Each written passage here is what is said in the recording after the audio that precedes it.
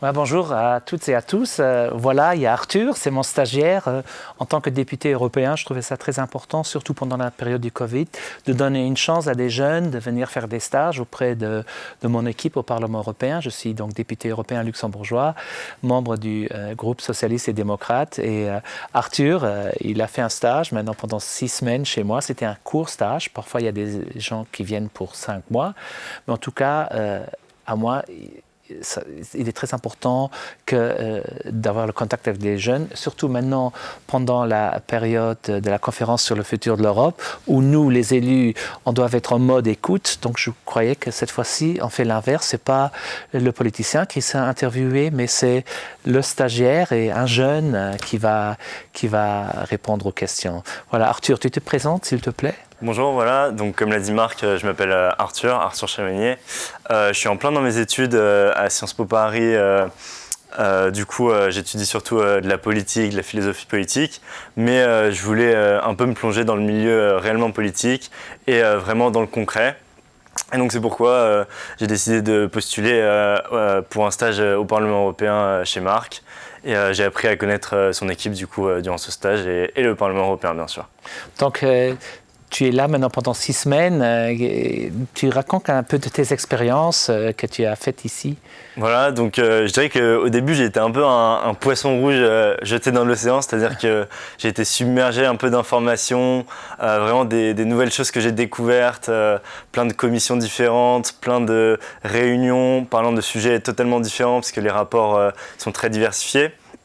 Et donc petit à petit, j'ai dû un peu apprendre le fonctionnement et que l'équipe m'aide aussi à comprendre vraiment comment interpréter certaines données, certains documents, comme les voting lists. Et je pense que du coup, je ressors vraiment avec une opinion changée et du coup, en ayant suivi certains dossiers et même ayant eu un avant-goût de la conférence du futur de l'Europe, ça me donne vraiment envie de plus suivre l'actualité européenne et plus m'investir dans toute cette actualité. Donc, ton opinion sur l'Europe, est-ce qu'elle a évolué au cours de ce stage ou tu as la même image que tu avais avant de venir ou tu as une autre image sur l'Europe, les institutions européennes, le Parlement européen ou l'Union européenne tout court, quoi? Voilà, donc au début, j'avais pas forcément de stéréotypes sur Marc en particulier ni rien, mais c'est vrai que sur les institutions, etc., tous les discours des médias ou même des eurosceptiques m'avaient peut-être un peu convaincu ou en tout cas étaient parvenus à mes oreilles et je m'étais peut-être dit que parfois l'Europe était trop passive, que les députés n'arrivaient pas à se mettre d'accord assez vite, etc. En fait, j'ai vu une Union européenne totalement différente, avec des parlementaires investis pour leurs idéaux, donc certes qui sont très différents en dépendant des groupes, mais où chacun se bat vraiment et essaye de trouver un compromis, un texte qui va être adopté pour avancer ensemble pour une meilleure Union européenne, pour une Union européenne qui protège ses citoyens et qui, par le compromis, protège tous les intérêts transversaux et ça j'ai beaucoup aimé et c'est vraiment l'application de la démocratie en fait au Parlement européen et c'est peut-être pourquoi aussi je pense aujourd'hui qu'il faudrait peut-être donner plus de prérogatives au Parlement européen, mais bon, encore aujourd'hui en tout cas je trouve que la passivité c'est une critique très facile, mais finalement quand on s'intéresse au Parlement européen on voit que beaucoup de choses sont faites et qu'on est vers le progrès et vers le mieux. Parmi les sujets sur lesquels on a travaillé dans mon bureau, est-ce qu'il y en a un qui t'a particulièrement marqué? Oui, alors je dirais que c'est le rapport de Kathleen Van Bremt sur la dérogation temporaire aux accords de la propriété intellectuelle.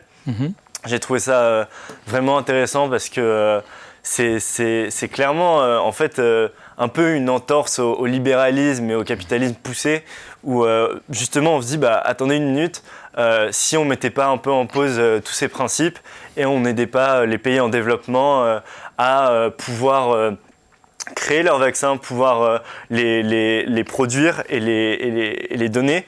Et en fait, au-delà d'un intérêt économique, etc., c'est juste pour sauver des vies. Et je trouve que c'est vraiment un rapport qui doit être voté. Et je trouvais ça vraiment intéressant que la députée socialiste Kathleen Van Bremt apporte ce sujet sur la table parce que je pense que c'est un sujet très important et qui sera déterminant pour l'essor des pays en développement en général.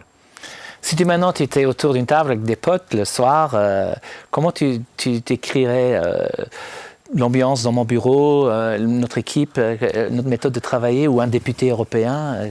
Alors, très bonne. Je pense très à l'écoute, ça c'est clair. Ah, tu es gentil là. Non, mais Sois honnête. Non. Bah, honnêtement, je dirais très à l'écoute, plus au courant qu'on pense sur par exemple, plein de problématiques très actuelles, que ce soit, on en a beaucoup parlé, que ce soit les évolutions de la façon dont les gens perçoivent les genres. Toi, tu es très au fait là-dessus. Sur plein d'autres sujets, tu es très au courant, etc. Mais surtout, je dirais que tu es quelqu'un de convaincu, et même ton équipe en général, vous êtes convaincu de certains principes, de certaines idées que vous voulez vraiment protéger, tout en étant à l'écoute et en étant ouvert à la négociation. Mais vous ne lâcherez rien pour vos idées, et ça, je trouve ça vraiment très bien, surtout en tant que politicien, parce que c'est ce qu'on vous demande en fait. En tout cas, Arthur, c'était un plaisir de t'avoir au bureau. J'espère que ce stage t'a apporté quelque chose. En tout cas, toi, tu nous as apporté beaucoup. C'était super, nos discussions qu'on a eues.